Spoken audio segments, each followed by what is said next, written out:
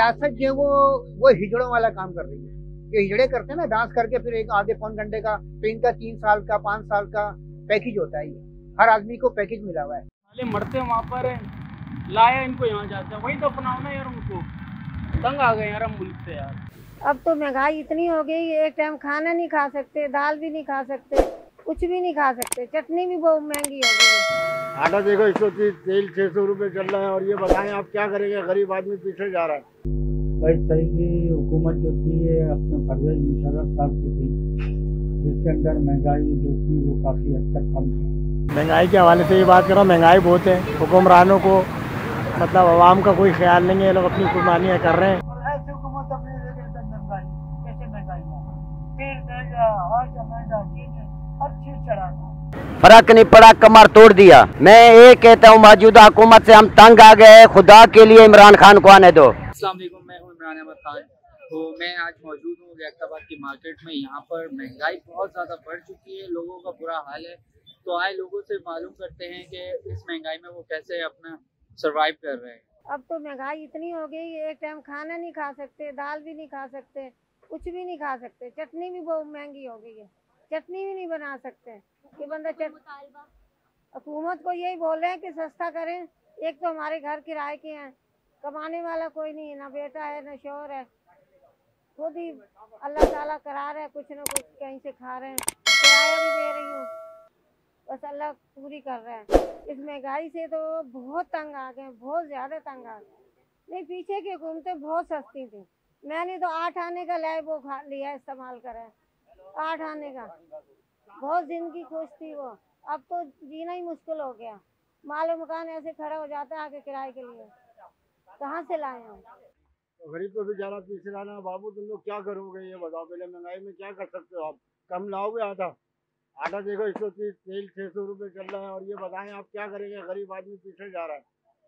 हुकूमत को ख्याल नहीं है, जो बेचारे गरीब जो है ना, मजदूर आदमी बेचारा है ना, कहाँ से खाएगा, क्या करेगा? आवाम बेचारी क्या करेगी? आवाम तो बेचारी भूखी मर रही है। आवाम क्या करेगी बेचारी? आवाम को तो इतना पागल कर दिया, बेचारे वो मर रहे हैं बेचारे भूखे प्यासे। इतने महंगाई में कहाँ से खाए?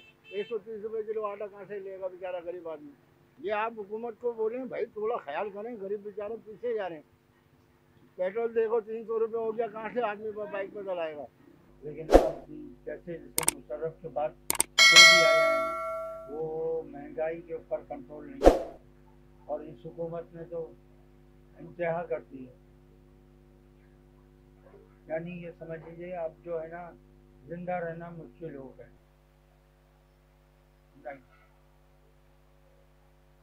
अभी ये समझ लें स्ट्रगल कर ही रहे हैं इसके अंदर। और सुनार का काम तो वैसे भी लग्जरी आइटम है, जब खाने पीने से हर चीज़ से बचता है तो फिर सुनार के पास जाता है। सोना इतना महंगा हो गया है कि आदमी की पहुंच से दूर हो गया है, और हर आदमी इसको जो है वो नहीं ले सकता। महंगाई तो बेटा हर दौर में रही है, महंगाई तो हर दौर में रही है। लेकिन ये कि पहले मुशर्रफ का दौर हुआ या अपने उससे पहले के दौर हुए, ज़िया-उल-हक के दौर में भी इतनी महंगाई इनके दौर में आई। इतनी महंगाई लाए गरीबों पे, न गैस होता न बिजली होता, बिजली डबल होती, गैस में बिजली बिजली डबल, इतने गरीब परेशान किए चलते, इतने महंगाई बताया ना।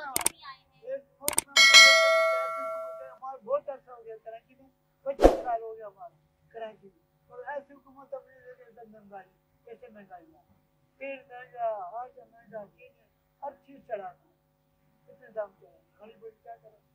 भारत तेल का क्या बस क्या है बोले, पहले से इमरान तो अच्छा था, इतना महंगाई ने जो सहने लाया, जैसे इतना सरदारी होगी, हुकूमत क्या मुतालबा करूँ मैं? बस महंगाई सस्ता करे तो अच्छा, नहीं होगा तो भारत तेल जरा खाए, कम किराया देगा, क्या करें? हम छोड़ेगा तो फिर कोई ऐसे होगा, हम कोई लेगा नहीं, सब हाँ कोई लेगा नहीं, यही चीज क्या परेशान हो गए। रियासत जो है वो हिजड़ों वाला काम कर रही है। ये हिजड़े करते हैं ना, डांस करके फिर एक आधे पौन घंटे का, तो इनका 3 साल का 5 साल का पैकेज होता है। हर आदमी को पैकेज मिला हुआ है, बात ही नहीं है। ये तो उनसे भी बदतर है, वो कम से कम अपने जिस्म को थिरका के पैसे तो निकालते ना, ये बेवकूफ़ बना बना के पैसे निकाल रहे हैं। अच्छा, हम लोग बहुत बड़े बेवकूफ़ हैं कि हम इनको दोबारा क्यों लेकर आते हैं, ऐसे गंदे लोगों को, ऐसे लोगों को लाते ही क्यों? इसमें रोक क्यों नहीं सकते ना, कि पूरा सिस्टम है, इसमें अदलिया, फौज सारे शामिल है, कोई भी जो है ना सीधा नहीं है, हर आदमी अपना अपना जो है ना दुकान चमका रहा है। जनरल साहब हैं, उन्हें वो अपना काम कर रहे हैं, कारोबारी हो गए तकरीबन 40 साल हो गए। देखिए इसके अंदर कोई भी बेहतर नहीं, कोई XYZ किसी को भी उठा के देख लें, क्योंकि हमारी जो गुलामी है वो ट्रांसफर हुई है, ब्रिटिश से निकल के हम अमेरिका के उसमें चले गए तसल्लुत में, ये उन्हीं के गुलाम है ये लोग सारे। ये जो वहाँ से अब देखें ना, एक जर्नल जब बनता है तो पहले अमेरिका जाता है, वो उम्रा करने जाए ना, पहले वो उम्रा क्यों करने जाता है, उम्रा करने जाए पहले, वो सब बातें वो अमेरिका जाते हैं, वहाँ से एक्सटेंशन लेकर आता है, सारी बातें करके आता है, और जब ये भीख मांगने जाते हैं तो इनको मना कर देते हैं कि इनको मना देना, जब मैं आऊँ तो जब देना, क्योंकि 90% 95% मेरे अपने ख्याल से वाला ये सिर्फ फौज खा रही है। बेचारे इसलिए हो गए कि इनको ना खराब मिलती है, इनके यानी झूठा मिलता ना, ये झूठा मिलता, फौजियों का झूठा, ये झूठे में फिर हमें देते हैं, तो वो तो दे नहीं पाते, हमें देते हैं उससे डबल ले लेते हैं वापस, कोई दिखाते हैं कुछ दे लेते हैं। अभी आप ये दिखाएं कि ये देखें आपकी कौन सा चैनल ऐसा है, कौन से ऐसा है लोग हैं जो खुश हैं, अच्छा वो पता नहीं कौन से लोग हैं जो खुश हैं।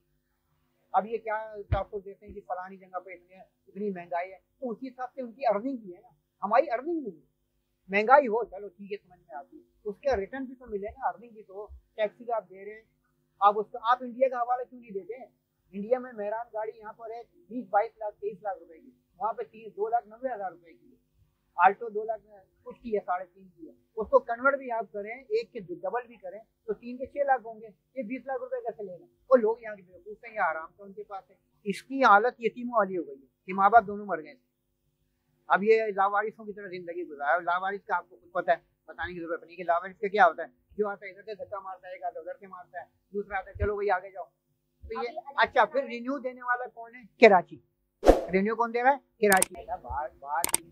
आप एक बचाएगा कैसे वो, जब आपको आता है 150 रुपए किलो मिलेगा, चले आप लग्जरी को छोड़, कारोबार से 90% फर्क पड़ा है, आधा भी नहीं कहूँगा, पौना भी नहीं कहूँगा, 10% काम रह गया, बाइकाट करेंगे, क्योंकि फिर हम भी इनका हिस्सा बन जाएंगे ना सिस्टम का। भाई मैं आपको लेकर आऊंगा और आप भी गलत काम करें तो बाइकाट में वोटिंग नहीं डालेंगे, वोट नहीं करेंगे, और क्या। अच्छा, क्योंकि हमें पता है वोट करने के बाद भी होगा कुछ भी नहीं, होगा कुछ भी नहीं, ये सिर्फ एक कहते हैं ना जमी जिसे स्टेज प्रोग्राम होता है, ये स्टेज प्रोग्राम। महंगाई के हवाले से ये बात करो, महंगाई बहुत है, हुक्मरानों को मतलब आवाम का कोई ख्याल नहीं है, ये लोग अपनी कुर्बानियाँ कर रहे हैं, आवाम मर रही है इनकी भला से। शहबाज शरीफ साहब कहते हैं मैं अपने कपड़े बेच के भी आटा और भी लोगों को दूंगा आवाम को, कि अपने कपड़े तो क्या है, ये कुछ भी नहीं कर सकते, ऐसे बेवकूफ़ बना रहा है आवाम को ना, और ये इसी तरह ज़्यादा जो है महंगाई इन्हीं दोनों हुकूमत में, इन्हीं दोनों हुकूमत में सबसे ज़्यादा है, ये जो हुकूमतें चल रही है।